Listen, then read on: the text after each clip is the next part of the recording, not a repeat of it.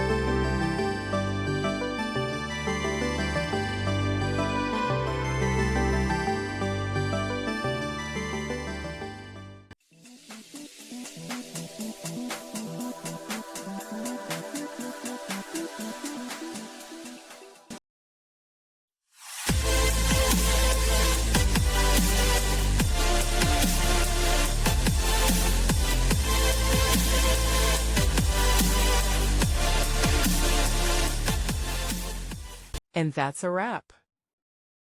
I hope you found the answer you were looking for. If you did, take a second to hit that subscribe button. It really helps out.